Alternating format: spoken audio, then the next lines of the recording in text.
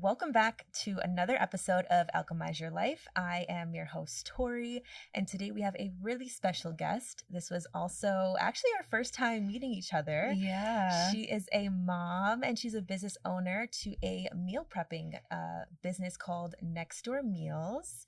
Thank you so much for coming today. Yes, of course. Thank you for having me. Yeah. Is it excited. Elisa? Yes. Okay, I just want to make sure. Okay, I just want to Or make sure. Ellie for short. Whatever you're more comfortable with. Yeah. Okay. I just wanted to make sure I'm pronouncing it correctly. But this is so cool. We're meeting for the first time. We originally met through socials. Yeah. And I think it was just really inspiring. So I wanted to kind of have you on the podcast. That's awesome. Thank you for having me. I'm very excited. Yeah. So tell me, did you grow up in LA? Yes, I did. Yeah, you lived here your whole life? Mm-hmm.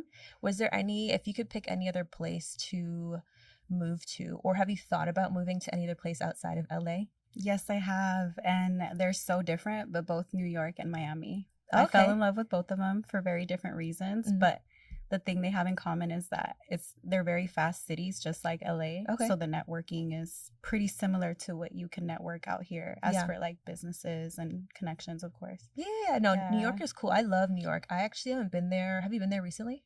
I went in December, like right before Christmas. I did a solo trip. Oh, that's so cute during like the winter time. Yes, so I'm sure it was really gorgeous. I bet.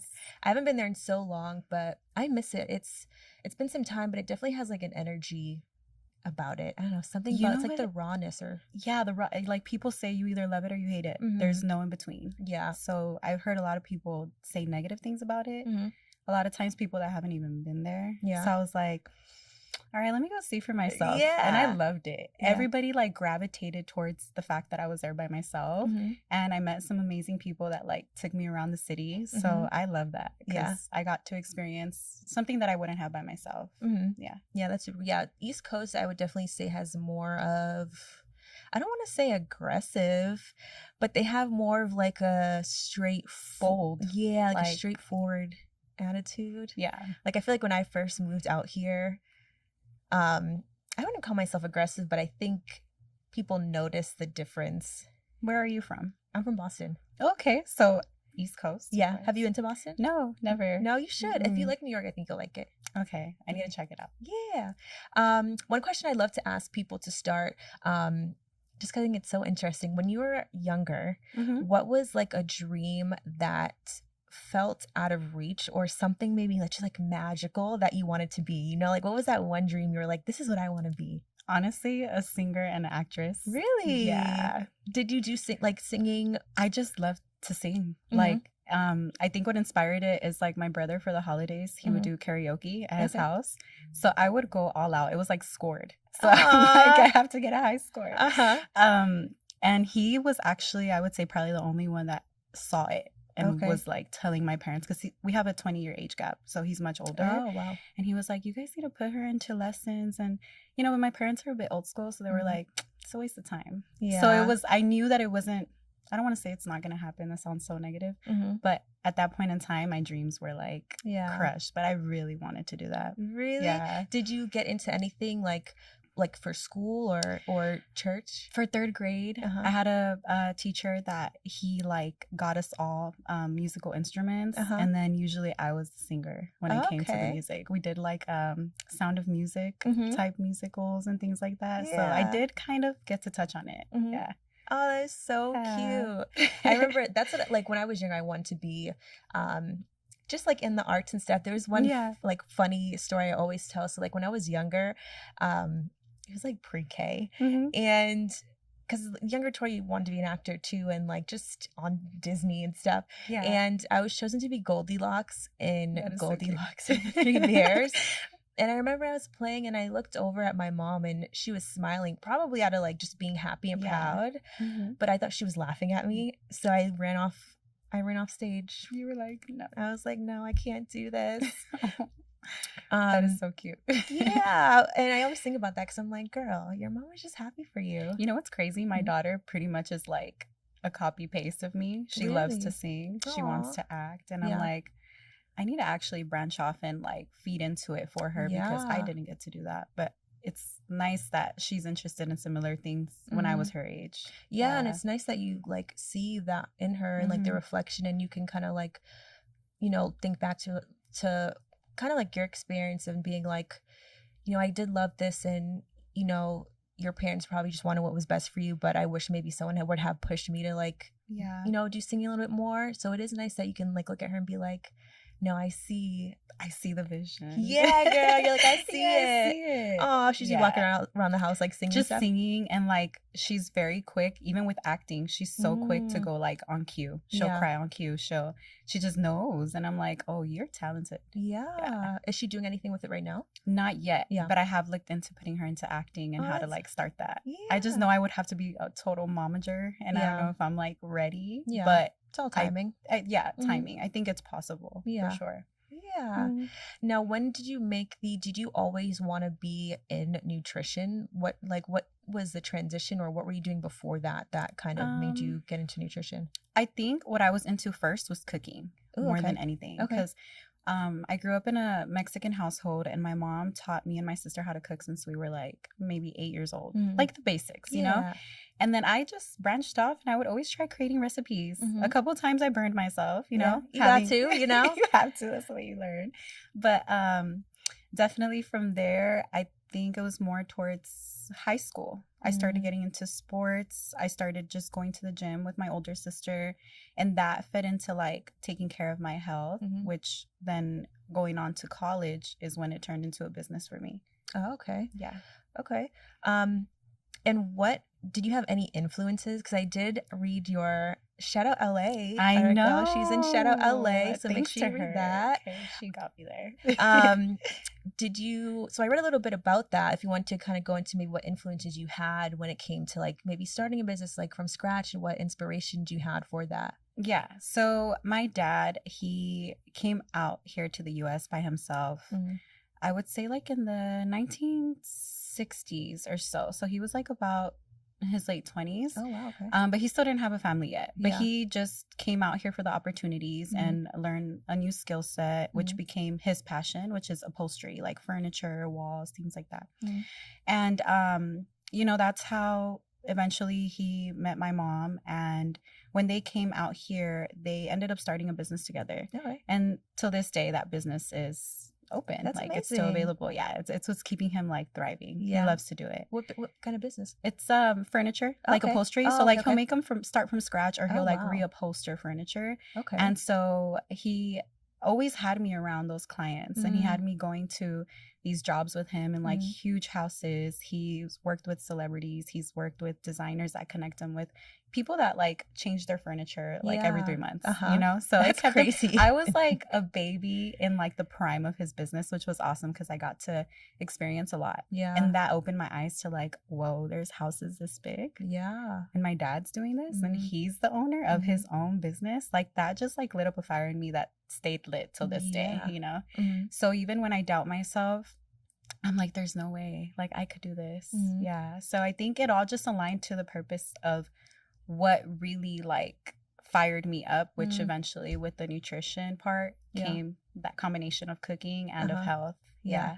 What made you want to go into like meal prep for? So it's explain what your business is and kind of what maybe people you cater to. Okay. So I pretty much cater to everybody. Okay. And that's what I take pride in, because I've even had customers before that it was like a dialysis center where I even had to like cut up the meals for them completely, blend, all of that. I mainly right now cater to like the bodybuilding industry. I have a lot of clients that bodybuild. I've been in like the MMA, even cooked for athletes like in NFL. That's exciting. Yeah, it's crazy because the amount of people that you could meet through just like one connection is insane. So you really have to be open. Exactly. Yeah. And one thing that has helped me is like connecting with a lot of personal trainers or just different gyms, even if it's just sharing a business card, sharing an Instagram, having them try a meal. But I do take pride in the custom part of it. I have a lot of clients that have health issues like cholesterol, diabetes, and things like that. So with their food in general, with anyone that is following something strict, whether it's for, a health reason or they're competing in some sort of competition, it is very important that everything is precise. Like, it has to be to the T. That and is so crazy. yeah, I know it's a little overwhelming, a little stressful, but I think I thrive in that environment. Like, I'm such a perfectionist. Like, I love I love to have the food look good but taste good too. So the fact that I could also help with whatever they have going on, that's like huge for me. So that's my main thing that I take a lot of pride in. Yeah, you should. That does seem overwhelming, like to have so many clients and to track specifically. And it's great that they have you, you know, because there's people who, you know, couldn't do this without you, which is why it's, you know, probably your purpose, you know, to help people. But definitely. I can see how that could be like overwhelming to like have so many different clients with so many like specific needs and trying to cater to all of them. Like my mind, I'm like, I don't know if I could do that. Yeah, it definitely is something that I just like memorized. Yeah, almost like a math equation. Like, people tell me like, how do you know how much stuff to buy? Because I do. I create like an equation for everything, honestly. Like, okay, I need half a cup of this, so that means this many servings. Like, it's crazy, but in my head, it's just natural. It just flows. That's because it was made for you to do, girl. Yes. Is there any beliefs that you have that were, you know, it sounds like you grew up in an environment where they were making things happen in their businesses and like they were just striving and nothing was off limits, you know, you were open to circumstances and seeing these big houses. Were there any beliefs that were planted in you early on that you felt like you had to remove when it came to like, you know, building your own business and becoming an entrepreneur? Well, in a way, like, of course my family comes from that background, but I think they wanted me more to like find something secure. And you know, when it goes to branching off into your own business, nothing is promised and things can fail. Yeah. So partially, like, I got my degree because I knew that the information that I got my degree in was going to benefit me in my business. Yeah. But I also did it for that security. Yeah. So even though I'm trying to be like, no, I'm an entrepreneur and I got this and like nothing is off limits, deep down I'm like, okay, but maybe it's okay to have like a little safety net right there, because that is what I grew up also believing. Like, you have to finish school. I'm the only college graduate from my siblings. Oh, that's amazing. Yeah, thank you.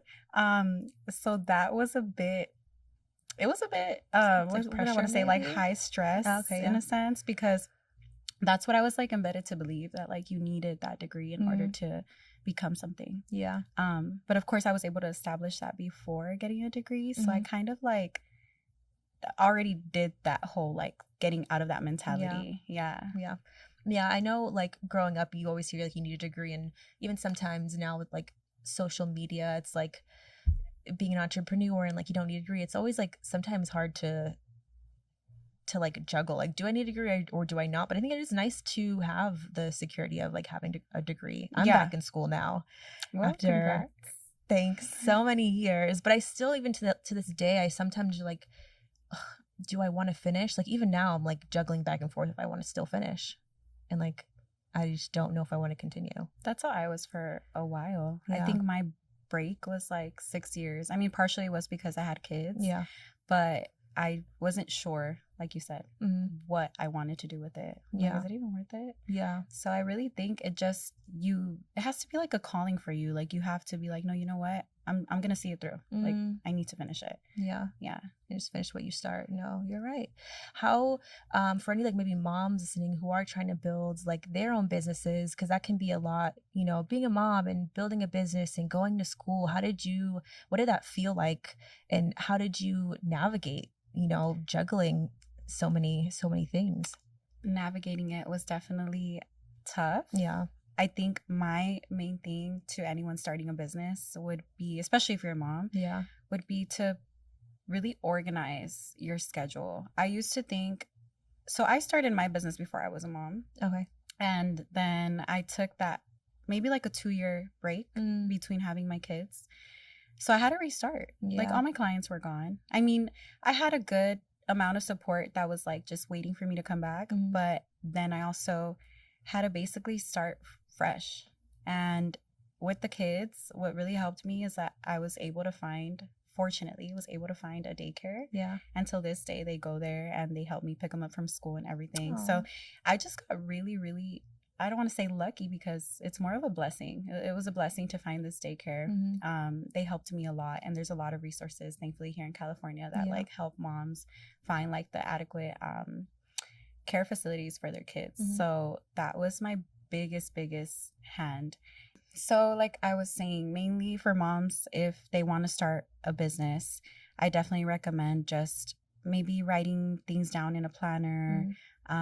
If you don't have that care system, whether, you know, they stay with your parents or whatever the case is, whatever your community is what my like biggest help was.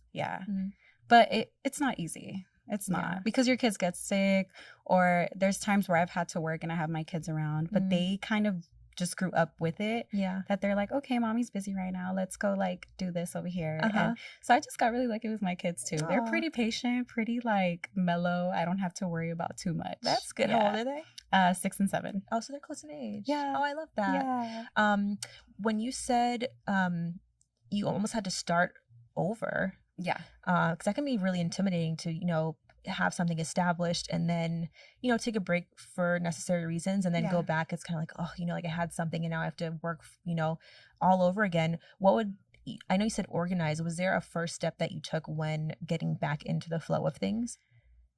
I think mainly like physically, definitely promoting it on social media that I was coming back. So I did that like weeks ahead of time. And I think at the beginning I probably only cooked for like a handful of people, maybe 2-3 people. But one thing that I learned even when I first started my business was that you're going to have your moments where business is just completely slow or dead at that. So when I first started my business, I was working a 9-to-5. So I never just quit my job and was just like, oh, I'm starting a business and go forth. I know there's people that do it and it works out for them and great for them. But that was my question. Actually, was if you had a 9-to-5. I did. But I think it's a good thing to know for people. I was working at AT&T, so I was like selling phones on the side. Well, not on the side. That was my main, and then I was selling meals on the side. But it that helped.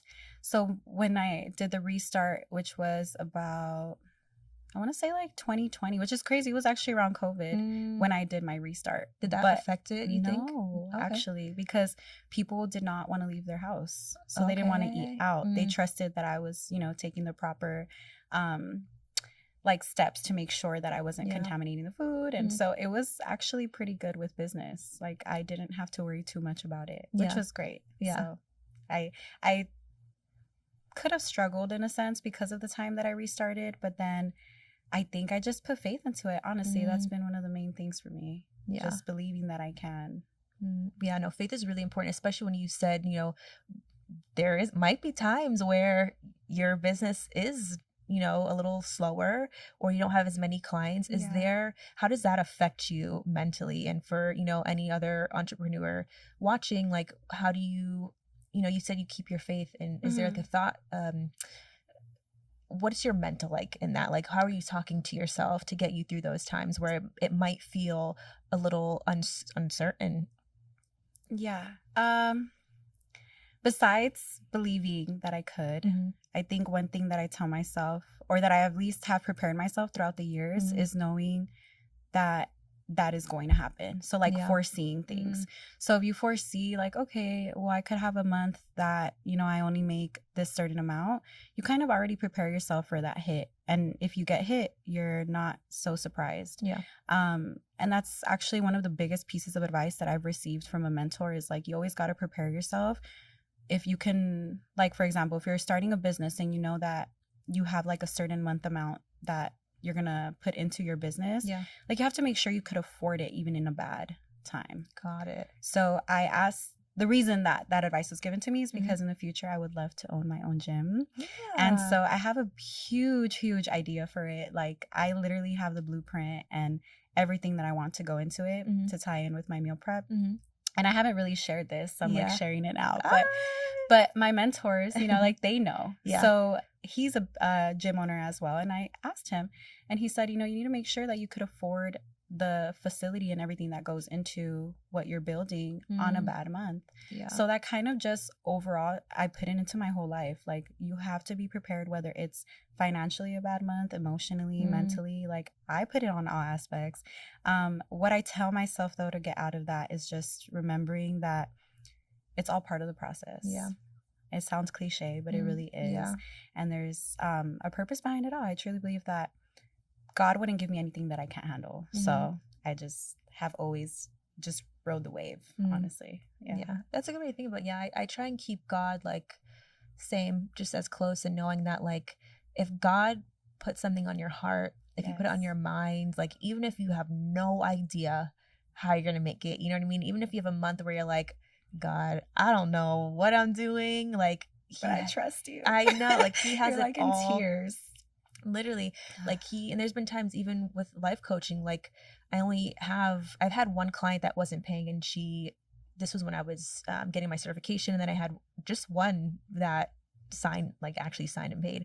And even now there's times where, like, it gets hard, because it's just like, is this, am I going to be able to, like, create a life doing this? And sometimes I have some doubt, but just staying close to, like, my faith and being like, this was put on your heart for a reason. Yeah. And it might not look clear right now, and, like, maybe all the pieces aren't there, but if you just, like, push through and keep going, keep the fire as much as you can, like, it'll come together. It'll all come full circle. I agree. Yeah.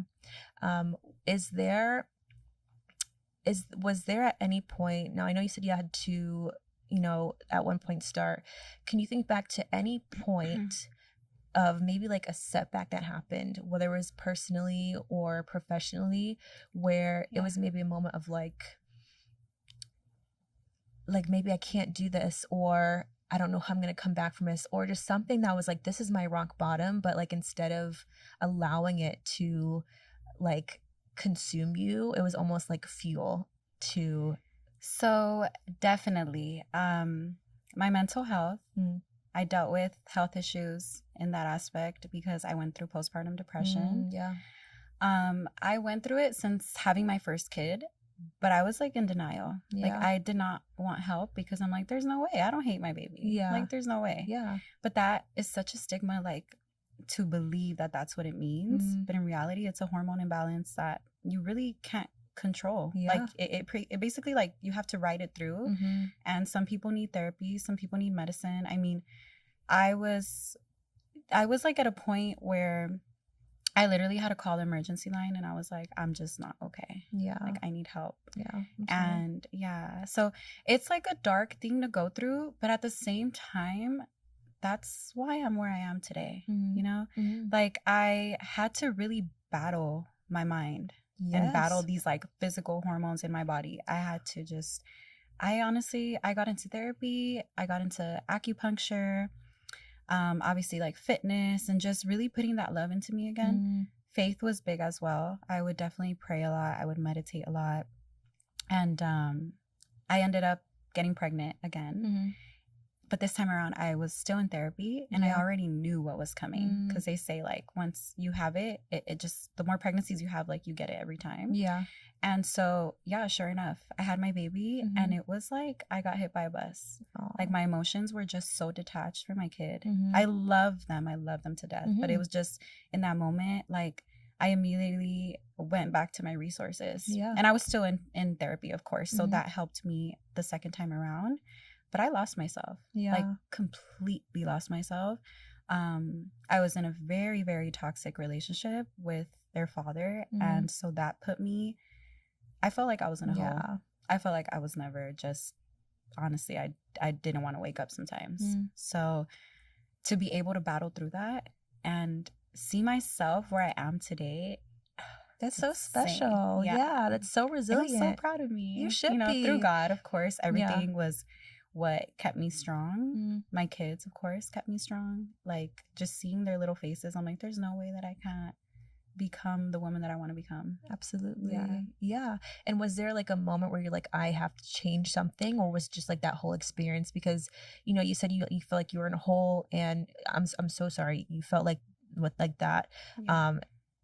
And it's not to say you should be there, but sometimes we do need like that bottom or that hole to you know, get us moving to a better place. Was there like a thought that was like something has to change, or you think just that whole experience kind of? Well, I majorly, like, I had really bad anxiety throughout that.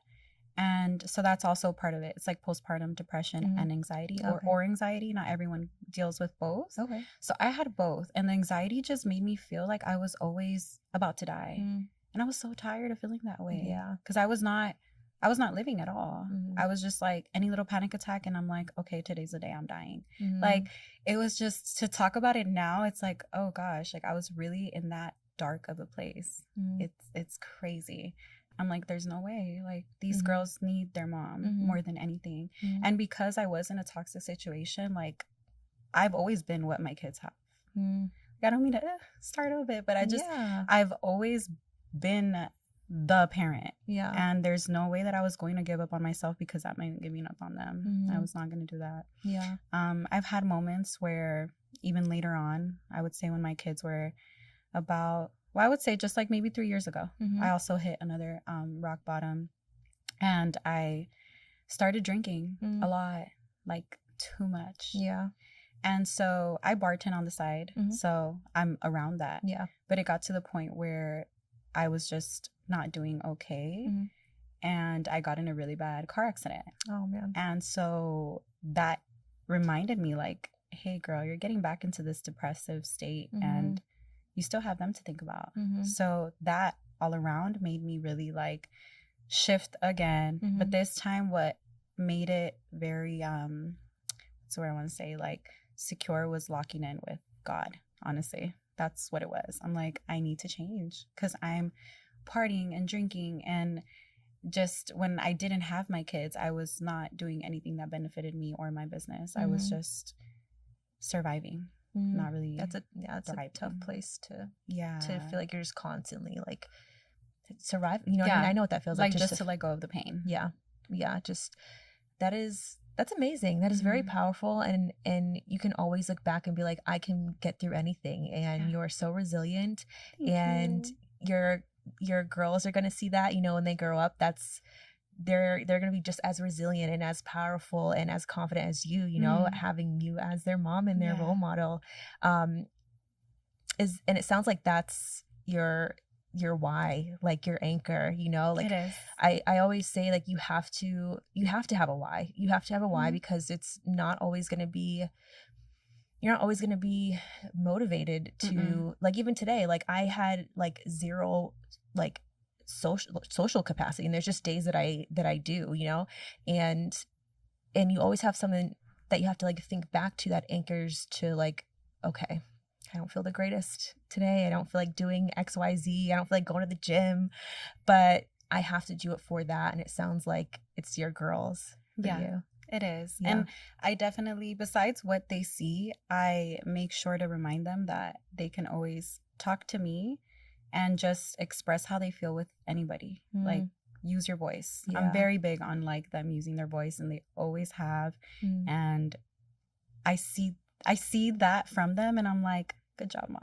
Like, pat on the back. Yeah. Because I love that. Like, I love that they, even with me, they'll tell me when I'm wrong. You know, like you said, you have your days where your social battery is just completely down, or you just want to lay in bed, or whatever the case is. There's been moments where I've had, you know, I've been frustrated and I've like let it out on my kids, and I'm just like, I don't want to talk right now. Yeah. And they'll let me know, like, you're being pretty rude. You know, I don't like how you're treating me. Yeah. And I'm like, whoa. Yeah. Okay. Good. Like, you are supposed to tell me. Yeah. Keep me accountable, because like, it's tough being a mom. Like, we F up, you know? Yeah. Yeah. You're human. Yeah, you know, exactly. Days. So I want them to make sure they know that as well. Like, their errors and stuff, like, I'm still here for you regardless. And they're definitely like 100% my why. Yeah. Oh, it's beautiful. Yeah, no, it's great that you have that like relationship with them, and to remind them that, like, I'm your mom, but, like, you know, let me know how you're feeling, or let me know how I'm moving is affecting you. Because I think even like growing up with our parents, you know, that's not something that, or I can maybe speak for myself, it's not something that was really navigated No, in that way. I definitely share that with you. Yeah. I was gonna say, like, I physically always had the support of my family. Till this day, they're like my little, what is it, like my little tribe. Yeah. You know, like they're always there for me. They've always been there for me.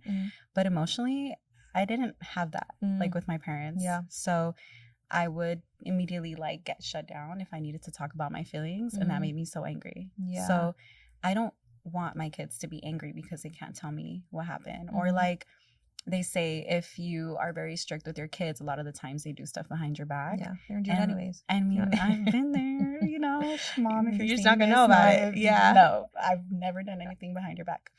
But I would like my kids to at least be honest with me if they're in some sort of trouble, because I wouldn't get upset. Like, I don't care if it's 3 a.m. If I need to go pick you up, then I'm picking you up. Yeah. I definitely want that relationship with them always. Yeah, I'm sure they'll cherish that too, and they're gonna appreciate that a ton when they get older.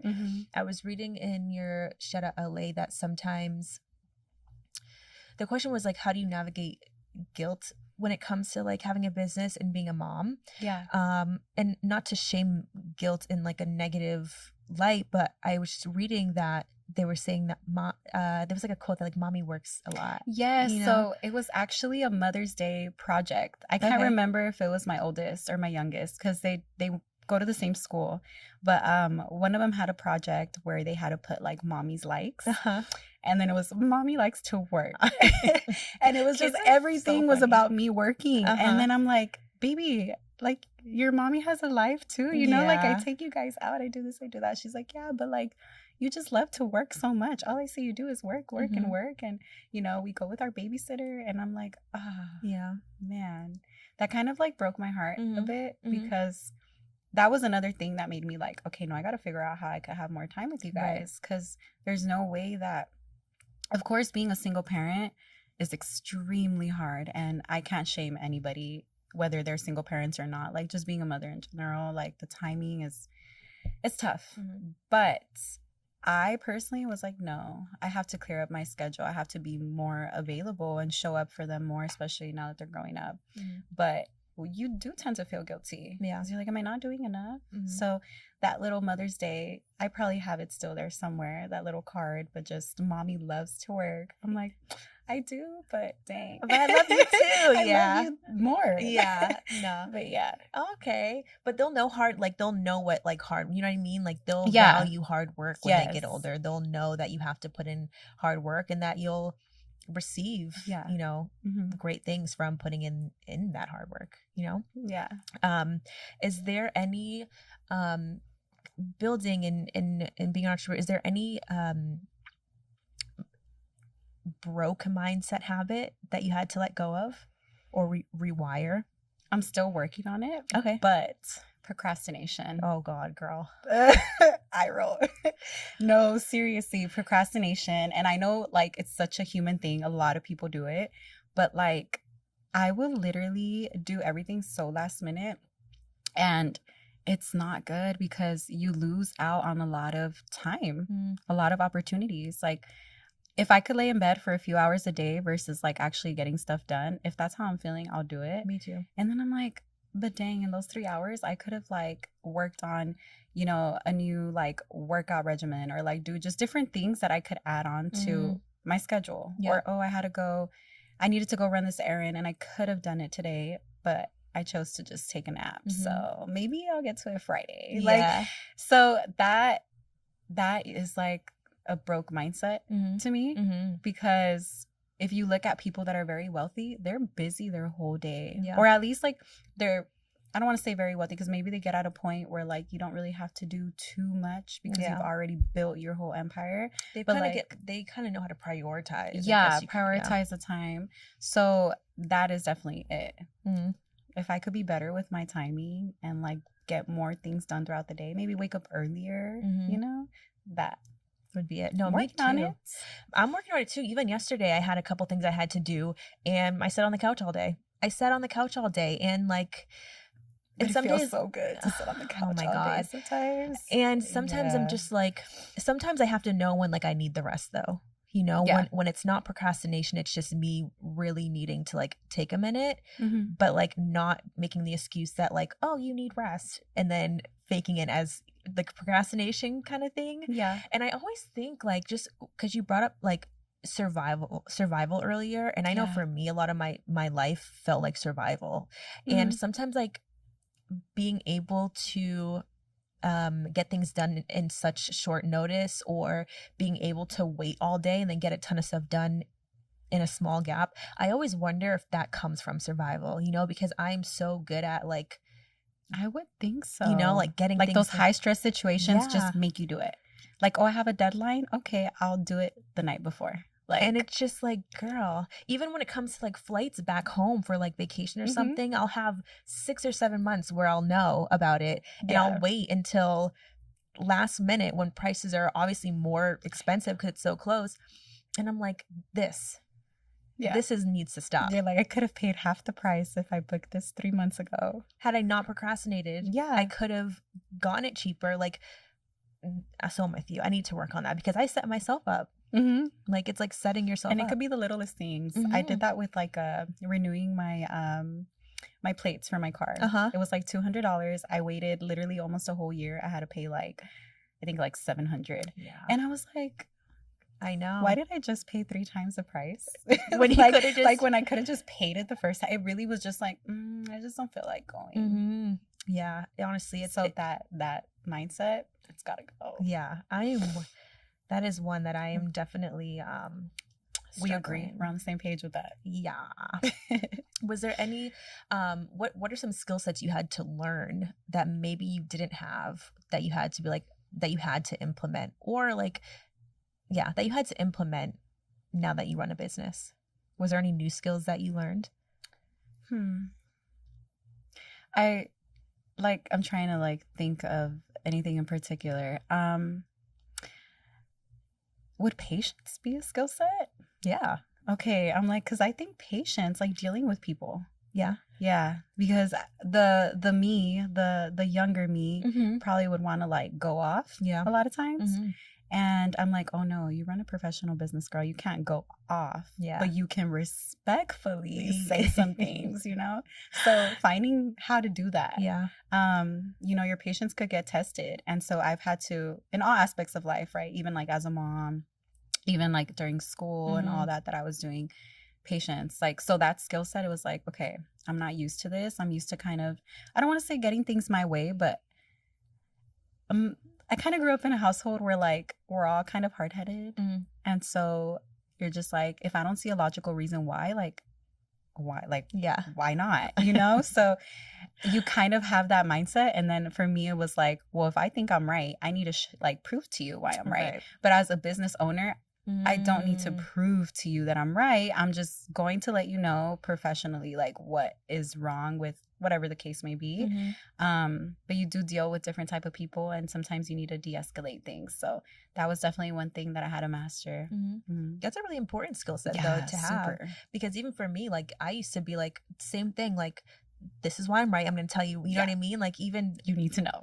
Even like me as a manager at where I'm working, it's just like when I have to, before, not anymore, when I had to, like, when I was just finding my place and how to manage and de-escalate, like I'd be like, I'm right. Like, now I have to prove to you, you know what I mean? But now it's just like, no, hear them out, have a patience, and then just respectfully. And if you really think about it, trying to prove yourself right to someone who's literally not listening, you're only stressing yourself out.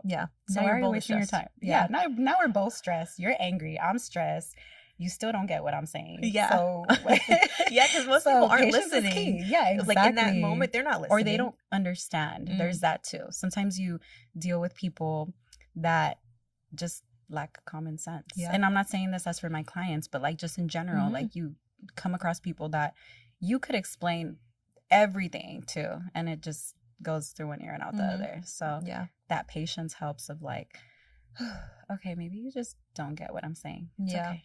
Some people already have like what they want in their mind, and it's like everything thing. Else and then sometimes I can't even talk today, all day today. And then sometimes people just want to be heard. That was actually one of the things I learned, like having to navigate those situations. It's like most people just want to be heard. right? They don't even need the solution. They just want to be heard and be acknowledged to whatever problem or feeling that they're having. And they, as soon as you acknowledge it, they're like, oh, okay. Yeah, like what they had to go through.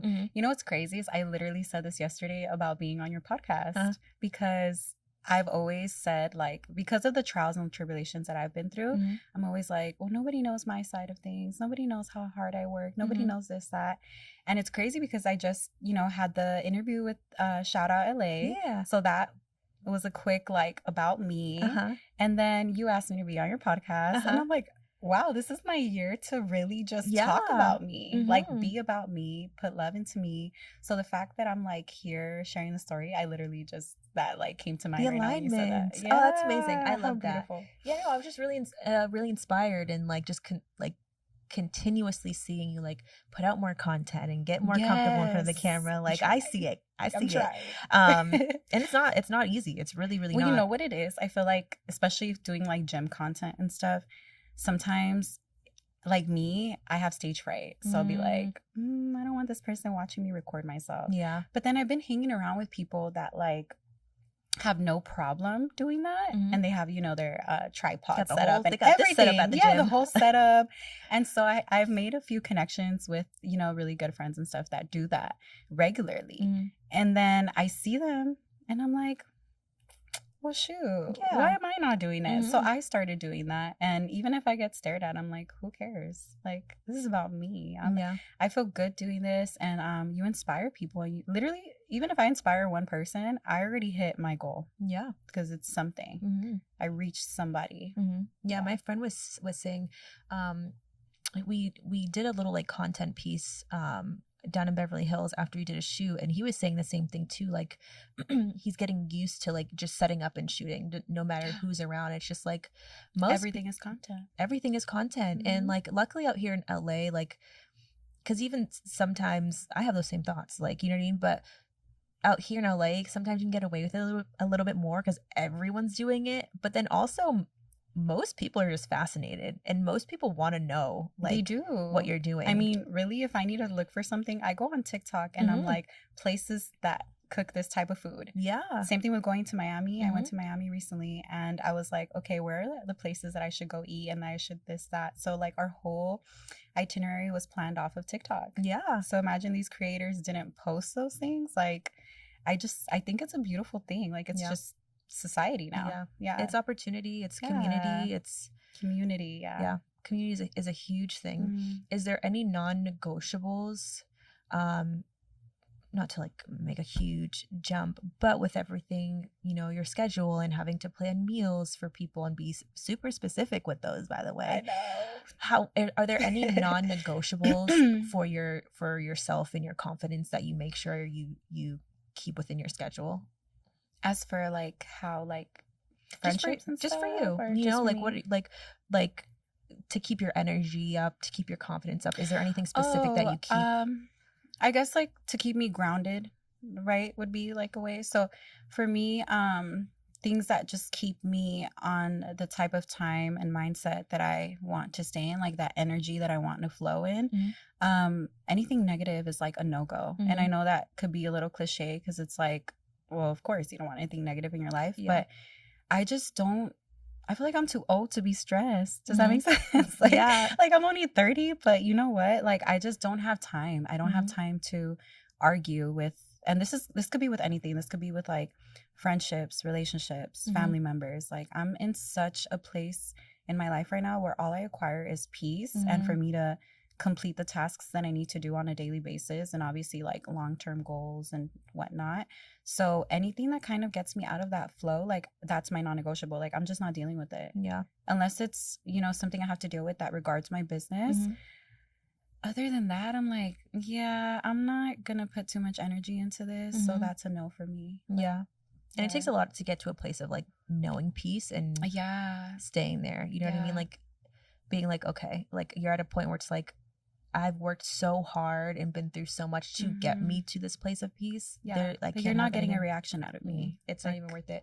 What about like on a daily, like I know you do the gym, like is there anything else? Do you like have like spa days like once a week, you know, like is there anything that you do that just kind of is joyful for you? Like, do you take a class once a week? You know, is there anything like that? So like besides my gym schedule, I kind of set that up myself, but like self-care, I would say it's kind of spontaneous. Like you know how you said sometimes you wake up and you're just like not feeling it. So on those days, I make sure to get somewhere into nature.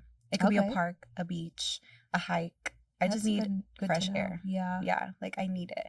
I actually barely had my first spa day like this past weekend. I've never been inside a spa before or done anything to that relation.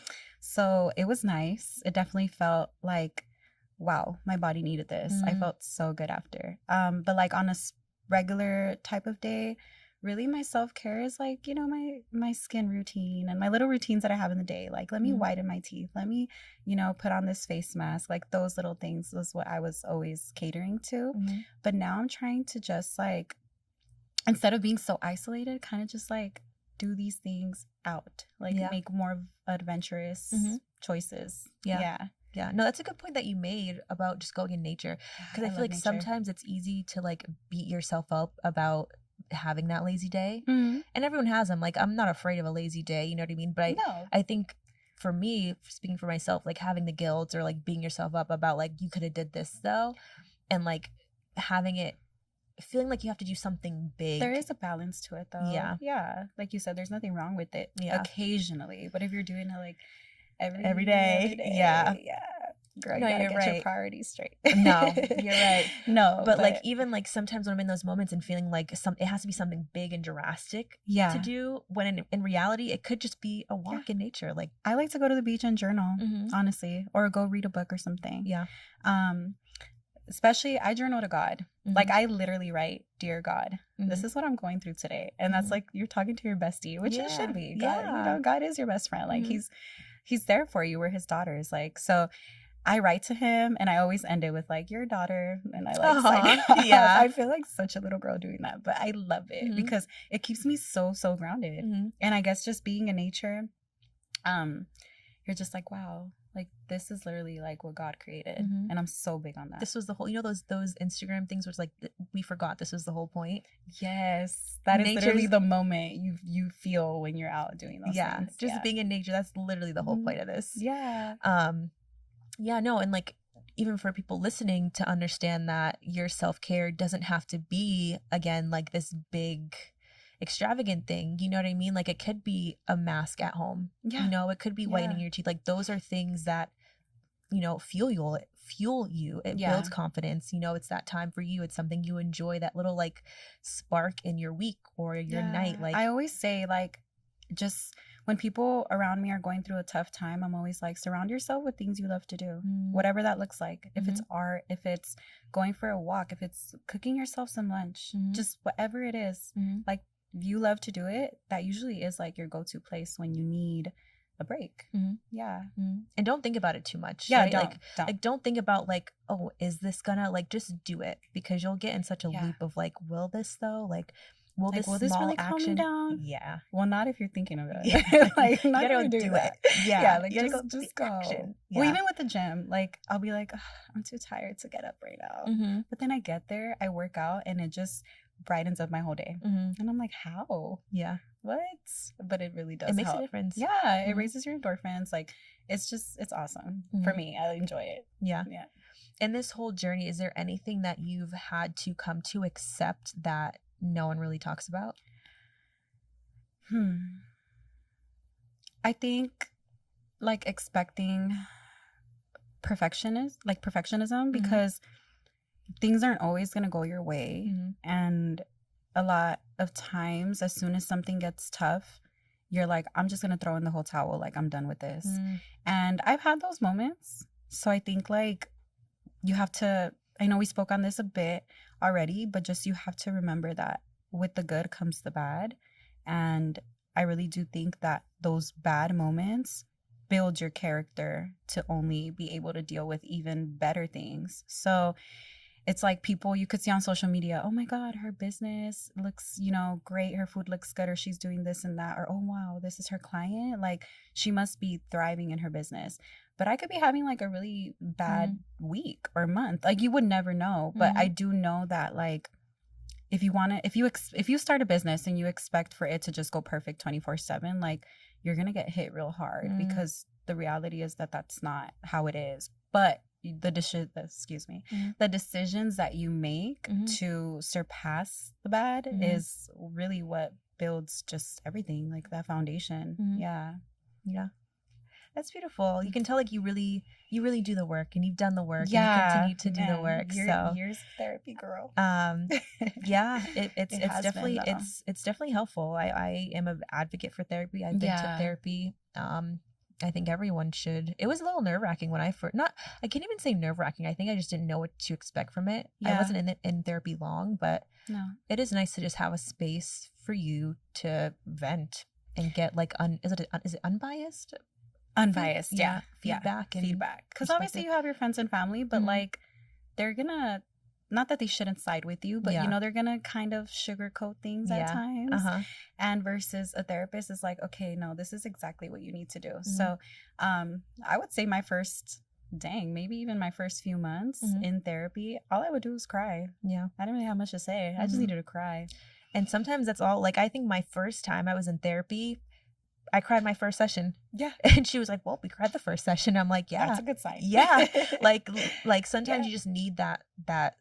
I mean, granted, I cried like the other day in my bed, but it's nice when you're in the comfort of someone who makes you feel safe. Right. I'm lucky to have found a therapist so quickly. Same. That made me feel good in her presence. Crying just feels so good. I think you get out of that stigma of like, oh, crying is bad and stop crying. I think this is like PTSD from my childhood, but like your parents kind of would want you to just stop crying right away. And I'm such a crybaby. Like, that is my release. That's one of my releases. I will cry if I'm happy, if I'm sad, if I'm angry. You're going to see these tears. I'm a crybaby. I'm such a crybaby. Big time. There was one movie I was watching. I'll cry about anything. Like, I think as I'm getting older, I mean, it's been some time, but I'm more in touch with my emotions, and I'm okay with expressing them. Yes. Like when I was younger, maybe for the same reasons, like I just like had no emotion. Like, I don't want to get in trouble for crying. Like my mom would tell me all the time, like, you have no emotion. But as I'm getting older, I'm like, emotions are beautiful. Like, to be able to feel emotions, like, and to communicate them too. That's another thing that can be tough. Yeah. Like people, I think people know emotions are beautiful, but sometimes there are the comments that are, you know, emotions make you weak, or vulnerability makes you weak. But like, it's so powerful to be able to like to feel it, you know. I think it's such a blessing to feel emotions. Sometimes, like, as women, we're being too emotional.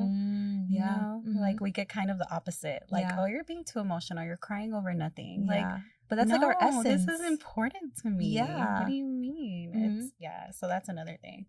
And I think it's a part of femininity is being.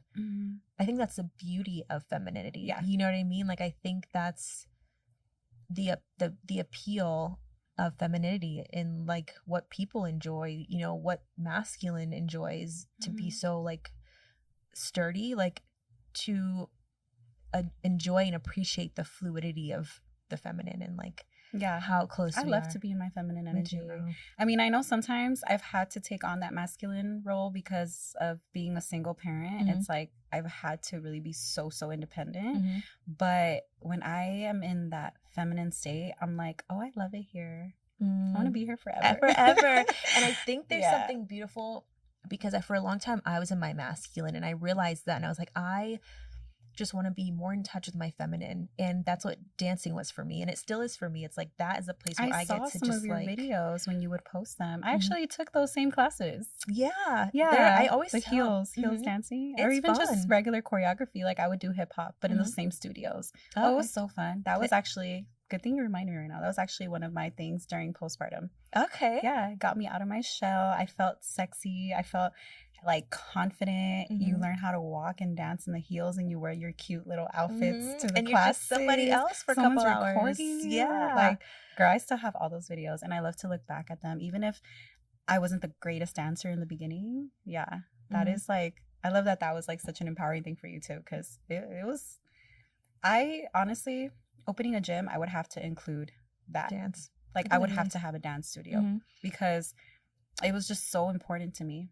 I would be there at least twice a week. No, I'm glad you said that, because I always tell women, or like when someone is like, oh, like I would love to do a class because they see me, I'm like, please go. No, like do it. You have to do it. Like you might look silly, like I looked silly, you know what I mean? Like you have to get used to being in your body and not in your mind. And I think that's where people stay for so long and daily, you know, it's hard to not be in your mind, but like to allow yourself to get into your body, and then you feel what your body feels like. Because before I first started, I looked silly. Like, oh yeah, I wish I still had videos to post. Because trust me, I have like probably one of the very first videos to like the latest video, and it's just such a difference, even in just how your expressions are. Because in the more like latest ones, I'm so confident and so sassy and so like I'm in my element.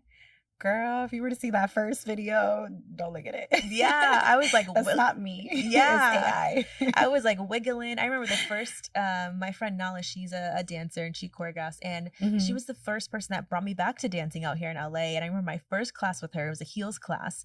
I wore a black t-shirt. I had black leggings, black socks, and no heels. I was so just like uncomfortable in my own body, and just like, uncomfortable, not as confident. And then one of my most recent ones, I was looking, I had like a bikini top on and like some short shorts and you know what I mean? And it's just like, that's so funny. I want women to feel like that. And I always like, I really hope someone hears this, or whoever I speak to, because like it helps. Like it really does help. And you know, back when you were taking the classes, I'm sure you would post the videos and stuff. I would too. And people would be like, I'm pretty sure I got like a couple of girls to go into classes from what I remember, because they would see like how confident I was, and they're like, oh my God, I want to go too. And like they would go on their own, but just the fact, again, you inspire one person is like, I did enough. Because those classes are like heaven sent. It just gets you in a community, again, community with like these women and men too that are there taking the classes. But it's definitely like a whole different ball game once you get into those. I love it there too. I need a water break, and we're almost done. I'm like, I'm gonna start coughing in a minute. I know, talking a lot. Oh my God, I could once I start talking, I won't shut up. That's great. That's great for a podcast. That's why I'm like, I know I'm nervous of the whole filming part, but like in real life, you're like, this is what I do. Talk all day. Looking back, would you change anything about the way you built your business? If I were to look back at how, I guess maybe because I had to do like a whole rebranding as well of starting over, I wouldn't take too long to do it. If I could go back in time, I would kind of jump back into it.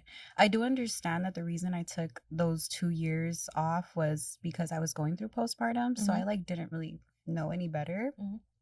But if I can, I would change that.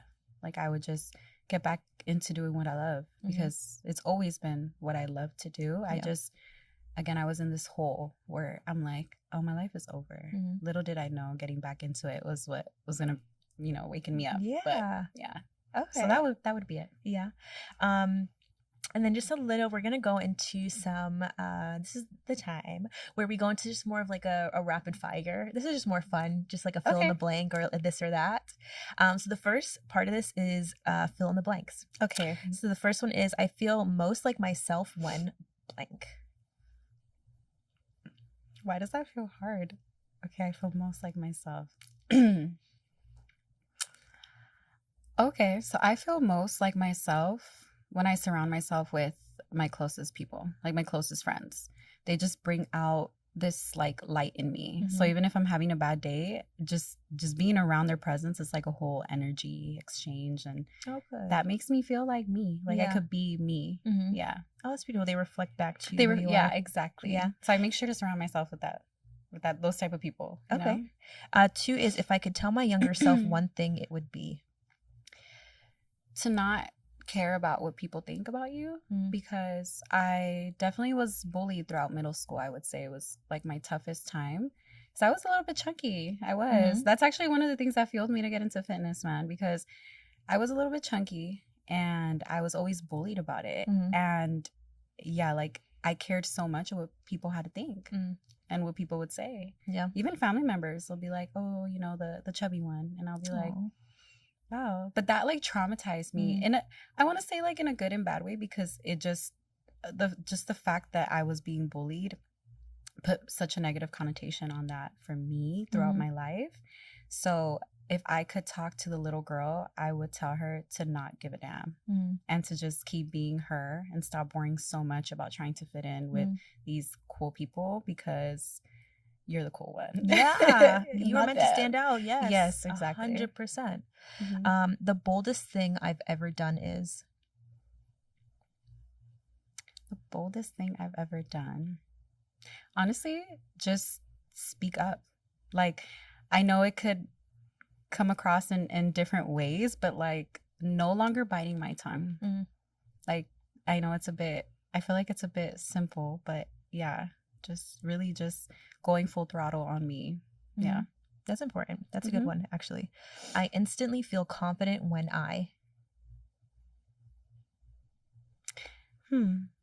when I get ready. Because I don't get ready all the time. But, you know, once you start putting the makeup on and you start doing your hair, put on a good outfit. Yeah. Oh, that's it. Wrap it up with some heels. I'm good. Let me go show the whole world. Yeah. I know. I love putting my makeup on. Yeah. Makeup therapy. Yes. It's a whole art, first off. Yeah. It really is. Something I used to believe that I don't anymore is? Okay. So that you needed a partner to be happy. Yeah, that's a very good one. I think I agree. Well, not I think we grew up in like I said, I had my parents my whole life, but in my culture, like marriage is so fantasized, and that's like what you grow up.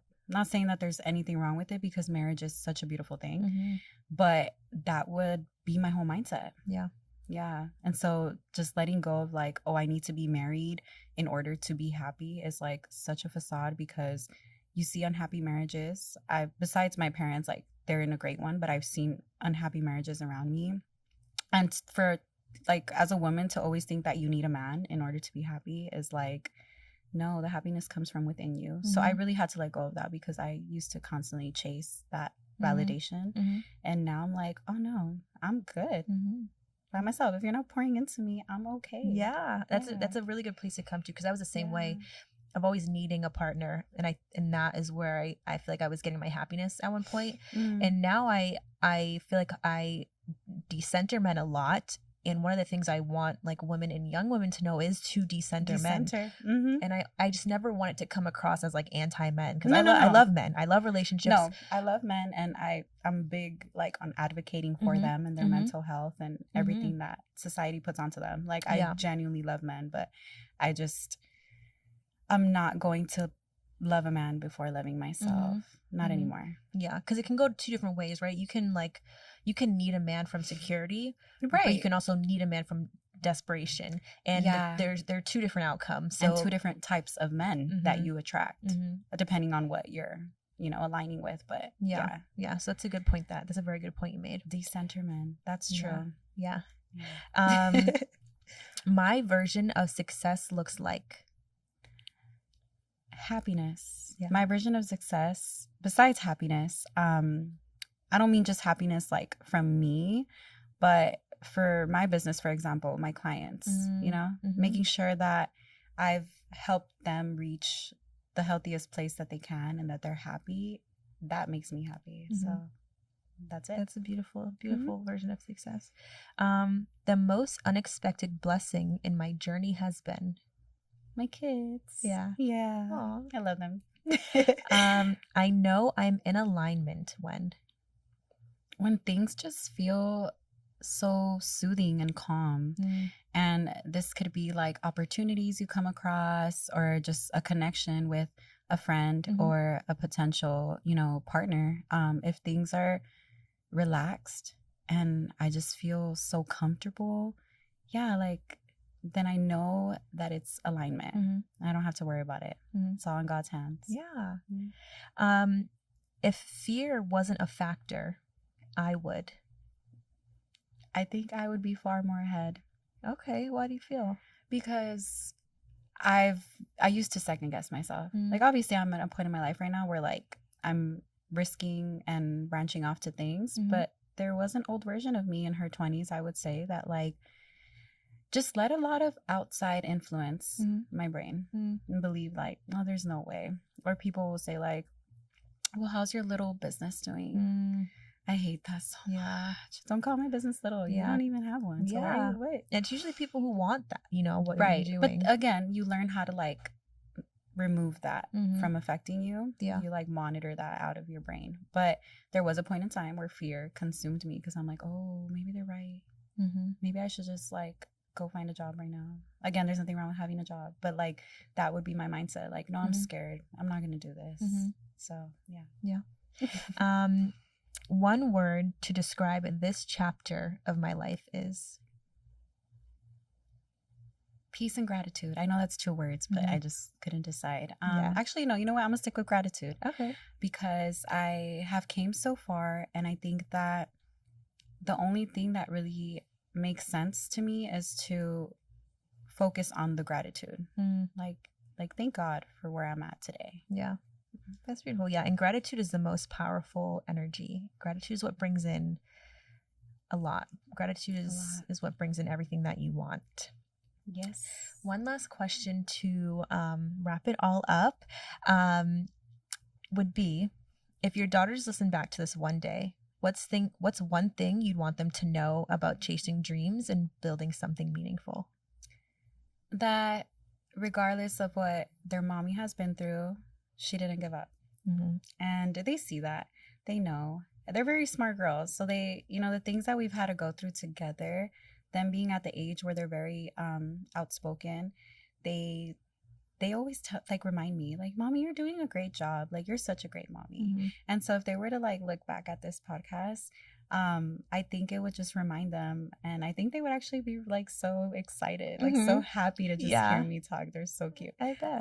But yeah, that would be it. That like, regardless of what we went through, like I made it through, and they're just gonna do wonderful things.